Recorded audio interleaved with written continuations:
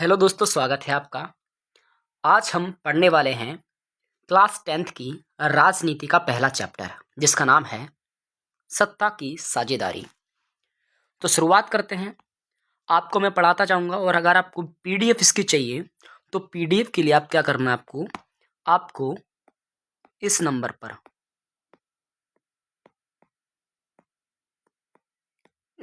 पर व्हाट्सएप पर मैसेज कर देना है 7247381765। तो आपको पीडीएफ भी मिल जाएगी। तो शुरुआत करते हैं हम वीडियो को। जो हमारा पहला चैप्टर है उसका नाम है सत्ता की साझेदारी। ठीक है, तो वीडियो को ज़्यादा लंबा नहीं बनाएंगे। इस चैप्टर 1 को 4 या 5, 4 नहीं तो 3 तो कम से कम पार्ट्स में तोड़ेंगे और 3 पार्ट्स में तोड़ के आपके पास पहुंच जाएगा। ठीक है, एक बार में नहीं बनाएंगे क्योंकि वीडियो फिर देखते नहीं है बच्चे जब ज़्यादा लंबी हो जाती है। तो बेटा पहला क्वेश्चन है कि सत्ता की साझेदारी से आप क्या समझते हैं, यानी जो सत्ता की साझेदारी होती है वो आखिर होती क्या है, आप इससे क्या समझ रहे हैं। तो बेटा मैं आपको बता दूं कि सत्ता की साझेदारी होती क्या है। अब ये साझेदारी का मतलब होता है बेटा पार्टनरशिप या हिस्सेदारी। साझेदारी का मतलब क्या है, हिस्सेदारी। अब जैसे मान लीजिए अगर सरकार बनती है, हमें पता है जब हमारे देश में कोई अगर सरकार बनती है तो बेटा सरकार को बनाने में सब लोगों की हिस्सेदारी होनी चाहिए। क्या होना चाहिए, सब लोगों की हिस्सेदारी। जैसे कि मान लो जब भी प्रधानमंत्री बनाया जाता है तो बेटा प्रधानमंत्री को अपन डायरेक्ट वोट थोड़ी देते हैं, हम बनाते हैं सांसदों को। हम वोट किसे देते हैं बेटा, सांसद को देते हैं। और जिसके पास ज़्यादा सांसद हो जाते हैं ना वो प्रधानमंत्री बन जाता है।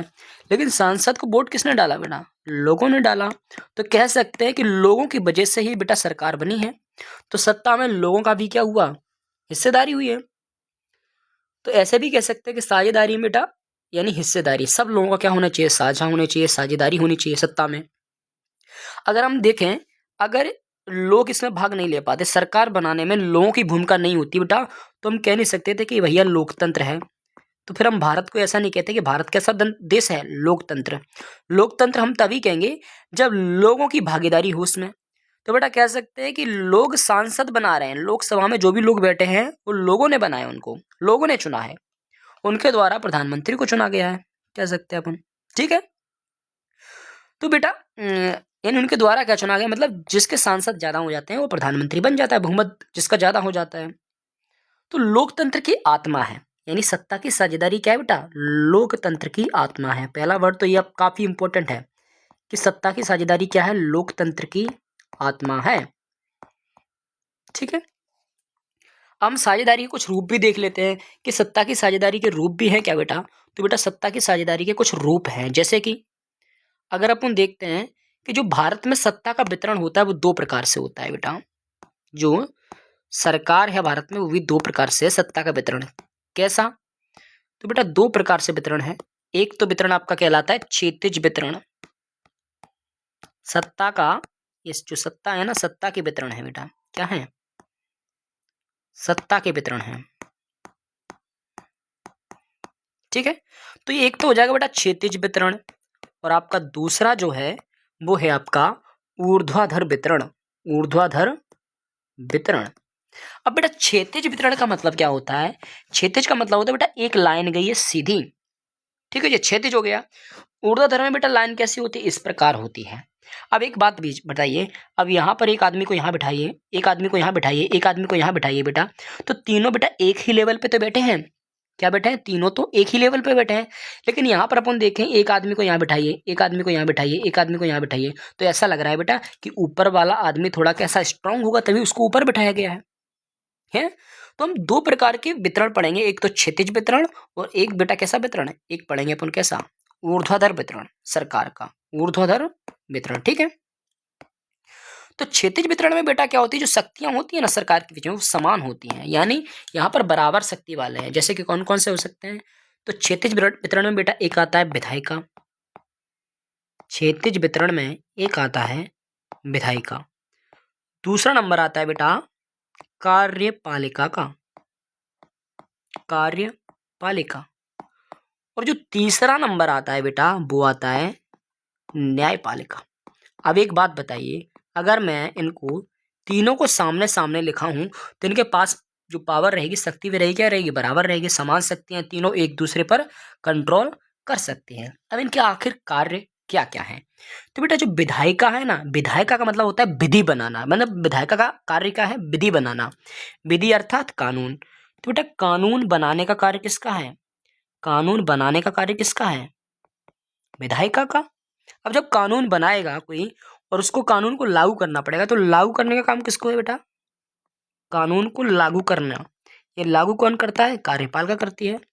अब न्यायपालिका क्या करती है बेटा, तो न्यायपालिका जो भी कानून बनाया जाएगा ना, जो भी कानून बनाया जाएगा उन कानूनों की बेटा क्या करता है, संरक्षण करता है, कह सकते हैं अपन, या देखरेख करता है कि कानून कैसा बनाया जाता है, कैसा बनाया गया है। अगर कानून बेटा, अगर ऐसा कानून है कि कोई जो संविधान के खिलाफ है, तो उसका बेटा क्या कर सकता है, उसको खारिज कर सकता है, उसको क्या कर सकता है बेटा, खारिज कर सकता है। मैं इसको स्मॉल कर देता हूँ, थोड़ा छोटा कर देता हूँ, ठीक है। यानी कि अगर अपन देखें तो विधायिका का काम है कानून बनाना, कार्यपालिका का काम है कानून को लागू करना, उस कानून को क्या कर देना, लागू करना। फिर न्यायाधीश का काम है उस कानून के बारे में देखना कि अगर ये कानून सही है तो ठीक है, अगर गलत है तो बेटा उसको खारिज कर देना, उसको खत्म कर देना। अब इस विधायिका में कौन कौन आता है, तो विधायिका में बेटा आता है लोकसभा, राज्यसभा, ठीक है, लोकसभा और राज्यसभा। कार्यपालिका में कौन आता है, तो बेटा राष्ट्रपति आता है, जो कि कानूनों को लागू करता है, यही साइन करता है बाद में विधि पे है। मंत्री यानी प्रधानमंत्री और उसकी मंत्रिपरिषद, जो भी मंत्री जितने भी, प्रधानमंत्री भी आ जाएगा, प्रधानमंत्री और उसकी मंत्रिपरिषद क्या आ जाती है बेटा, कार्यपालिका में आ जाती है। पुलिस वगैरह भी कार्यपालिका में ही आते हैं। यानी कार्यपालिका का कार्य है कानून को लागू करना और उस पर प्रशासन करना, शासन करने का काम भी किसका है, कार्यपालिका का है। फिर आता है न्यायपालिका। न्यायपालिका का काम क्या बेटा, न्यायपालिका का काम है कि कानूनों की देखरेख करना, कानूनों की देखरेख करना। अगर कोई कानून ऐसा बन जाता है बेटा कि जो संविधान के खिलाफ है, तो संविधान के खिलाफ वाले कानून को क्या कर सकता है, वो अयोग्य घोषित कर सकता है, उनको मिटा सकता है, उसको खारिज कर सकता है, खत्म कर सकता है न्यायपालिका। इसमें आ जाता है बेटा सुप्रीम कोर्ट, ठीक है, हाई कोर्ट, ये सब किसमें आते हैं, न्यायपालिका में आते हैं। तो बेटा ये तो है क्षितिज वितरण, जिन पर क्या होगा, एक दूसरे पर कंट्रोल करेंगे ये तीनों क्या करेंगे, एक दूसरे पर कंट्रोल करेंगे। कैसे करेंगे वो भी मैं बताता हूँ आपको कि कैसे कंट्रोल कर रहे हैं ये तीनों को। तो बेटा जो विधायिका होती है, विधायिका, ठीक है, विधायिका जो भी कानून बनाएगी और कार्यपालिका जो कानून लागू करेगी। न्यायपालिका का काम क्या है, न्यायपालिका क्या करती है, विधायिका द्वारा बनाए गए कानून तथा कार्यपालिका द्वारा लागू किए गए कानून की जांच कौन करती है, न्यायपालिका करती है। क्या करती है बेटा, जांच करती है। अब ये भी याद रखेंगे, जो न्यायपालिका होती है, न्यायपालिका का जो न्यायाधीश होता है, न्यायाधीश की जो नियुक्ति करता है वो कार्यपालिका करती है। यानी राष्ट्रपति क्या करता है, राष्ट्रपति बेटा न्यायपालिका की नियुक्ति करता है, यानी कह सकते हैं न्यायाधीश की नियुक्ति करता है। और वही न्यायाधीश बेटा इन दोनों पर कंट्रोल रखता है, कार्यपालिका और विधायिका पे। कार्यपालिका ही बना रही है और कार्यपालिका पे कंट्रोल है न्यायपालिका के द्वारा। तो ये काफी अच्छी बात है कि एक दूसरे को क्या करना है बेटा, कंट्रोल करते हैं, ठीक है, यानी स्वतंत्र है एक दूसरे से। अब अपन पढ़ेंगे ऊर्ध्वाधर वितरण। बेटा ऊर्ध्वाधर वितरण में कौन कौन आता है, ये तो हो गया कितना, क्षैतिज वितरण। अब ऊर्ध्वाधर वितरण में देखेंगे, ऊर्ध्वाधर वितरण में कौन कौन आता है। तो बेटा इसमें मैंने बताया कि इसमें क्या होते हैं, इसमें स्तर रहते हैं, लेवल रहता है। फर्स्ट लेवल पे रहता है केंद्र सरकार, केंद्रीय सरकार, जिसे अपन संघ सरकार भी कहते हैं, संघ, ठीक है, संघ सरकार। नंबर 2 पे रहती है बेटा प्रांत सरकार, प्रांत सरकार, जिसे अपन राज्य सरकार भी कहते हैं, ठीक है। और तीसरी होती है बेटा स्थानीय सरकार, जिसमें जैसे ग्राम पंचायत आ जाता है, नगर पंचायत, ये सब किसमें आ जाती है, स्थानीय सरकार में आ जाती हैं। तो बेटा सबसे ज़्यादा शक्तियाँ जो होती हैं वो केंद्रीय सरकार के पास होती हैं, उसके बाद प्रांतीय सरकार के पास, और फिर स्थानीय सरकार। यानी स्थानीय सरकार अधीन है प्रांत सरकार के, और प्रांत सरकार अधीन है केंद्रीय सरकार के। सबसे मजबूत केंद्रीय सरकार। तो ऊर्ध्वाधर वितरण में बेटा शक्तियाँ थोड़ी सी क्या हो जाती हैं, बट जाती हैं, और इनमें केंद्रीय सरकार, प्रांतीय सरकार और स्थानीय सरकार सबसे कम लेवल की हैं, ठीक है, कम स्तर की हैं, ठीक है। तो इसको आप याद रखना है। अब अपन देख लेते हैं कि आखिर ऊपर क्या लिखा हुआ था। तो सत्ता की साझेदारी ऐसी शासन व्यवस्था होती है जिसमें समाज के प्रत्येक समूह और समुदाय की भागीदारी होती है। सत्ता की साझेदारी लोकतंत्र का मूल मंत्र है, जो अब मैंने भी बताया था। ठीक है, यानी समाज के प्रत्येक समूह और समुदाय की भागीदारी होनी चाहिए सत्ता में। तो ये आपकी सत्ता की साझेदारी है। ठीक है, अगला क्वेश्चन है कि सत्ता की साझेदारी के रूप क्या है। क्षैतिज और ऊर्ध्वाधर वितरण को समझाइए। मैंने बता दिया कि क्षैतिज वितरण क्या होते हैं बेटा, इनमें शक्ति अपने आप बराबर रहती है, एक ही स्तर रहता है इनका, और अपनी अपनी शक्ति का प्रयोग करते हैं। यानी इसमें सरकार के विभिन्न अंग एक ही स्तर पर रहकर अपनी अपनी शक्ति का प्रयोग करते हैं, यानी एक ही स्तर है, अलग अलग लेवल नहीं है। तथा प्रत्येक अंग एक दूसरे पर क्या करते हैं, नियंत्रण रखते हैं। जैसे विधायिका है, कार्यपालिका है, न्यायपालिका है। विधायिका क्या करती है, विधायिका का कानून का निर्माण करती है, इसमें लोकसभा राज्यसभा आती हैं। कार्यपालिका ये कानूनों को लागू करती है, इसमें राष्ट्रपति, प्रधानमंत्री, मंत्रिपरिषद आते हैं। और न्यायपालिका बेटा यह कानूनों की व्याख्या करती है, यह कानूनों की जांच करती है, इसमें सुप्रीम कोर्ट, हाई कोर्ट और जिला न्यायालय आते हैं। जितने भी कोर्ट हैं इसमें आ जाएंगे। ठीक है, अब तीनों के बीच नियंत्रण व संतुलन कैसे है।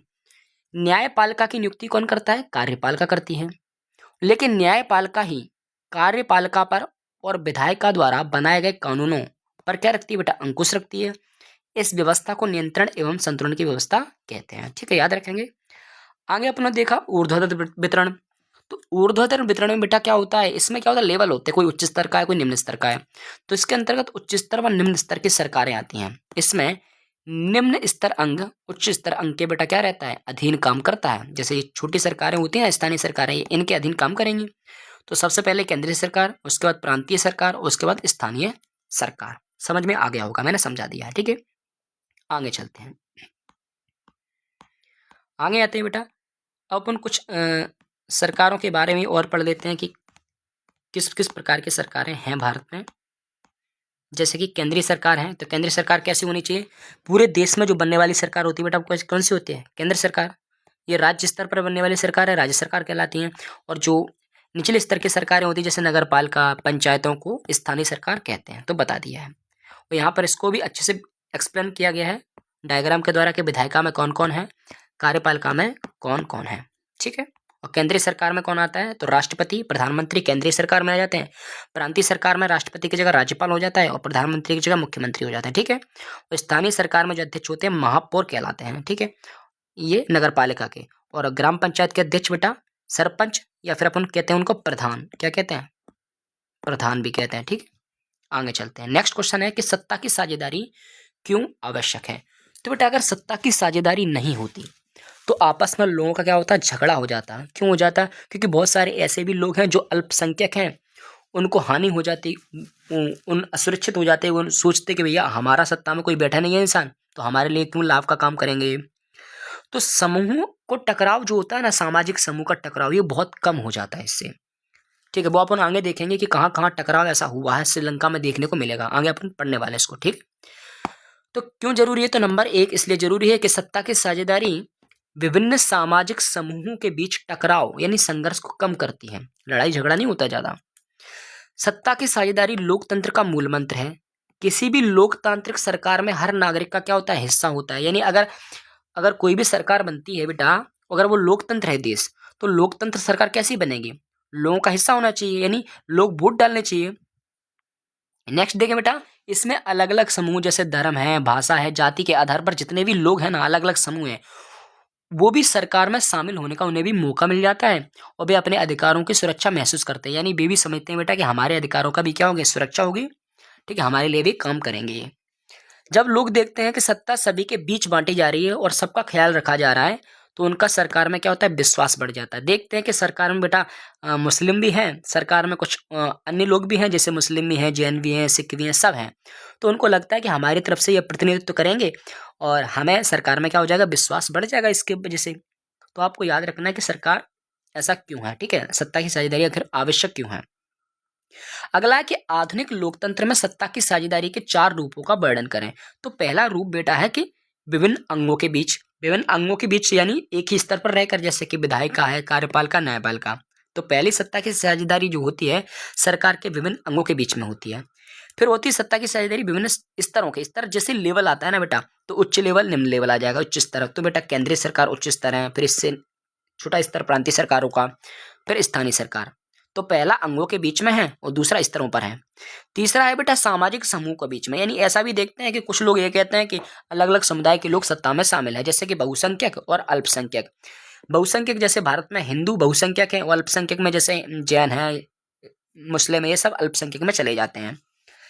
और सत्ता की साझेदारी राजनीतिक दलों, दबाव समूह एवं सामाजिक आंदोलनों द्वारा होती है। ठीक है, दबाव समूह का मतलब ये हो जाता है बेटा बहुत सारे ऐसे व्यापारी लोग जो होते हैं जो कोई नीति का विरोध करते हैं, ठीक है, सरकार की नीतियों का विरोध करते हैं और आंदोलन करते हैं, उन्हें दबाव समूह कहलाते हैं वो। ठीक है, जिसकी वजह से सरकार को अपना कानून वापस भी लेना पड़ सकता है। अपन पढ़ते हैं कि बेल्जियम के बारे में, कि बेल्जियम में ऐसा क्या हुआ था बेटा सत्ता की साझेदारी को लेकर। तो बेल्जियम एक छोटा सा देश है, यूरोप का एक छोटा सा देश है। आपको ये दिख रहा है, बेल्जियम की सीमा नीदरलैंड से लग रही है, जर्मनी से लग रही है, लग्जमबर्ग से लग रही है बेटा, और फ्रांस से लग रही है। याद रखेंगे, नीदरलैंड, जर्मनी, लग्जमबर्ग और फ्रांस। तो सीमावर्ती देश कौन से हैं? पड़ोसी देश फ्रांस है, नीदरलैंड है, जर्मनी है और लग्जमबर्ग। ठीक है, अगर हम भाई इसका क्या करते हैं, इसका एरिया देखते हैं ना नीदरलैंड का, तो यहाँ का एरिया है बहुत काफ़ी कम है, यानी कह सकते हैं हरियाणा से भी कम एरिया है, हरियाणा के बराबर लगभग यानी कम, 30,688 वर्ग किलोमीटर। वो हरियाणा का 44,212 वर्ग किलोमीटर है बेटा। राजधानी बेल्जियम की ब्रुसेल्स है। आबादी की बात करें तो 1.6 करोड़ हरियाणा से आधी आबादी है, हरियाणा में 3 करोड़ के समथिंग है, बेल्जियम की आबादी 1.6 करोड़। बेटा बेल्जियम को स्वतंत्रता जो मिली है नीदरलैंड से, ये ऊपर नीदरलैंड जो दिख रहा है ना, इससे 4 अक्टूबर 1830 में, लेकिन इसको जब मान्यता मिली है, देश की मान्यता, वो 19 अप्रैल 1839 को मान्यता मिली है, 9 साल बाद।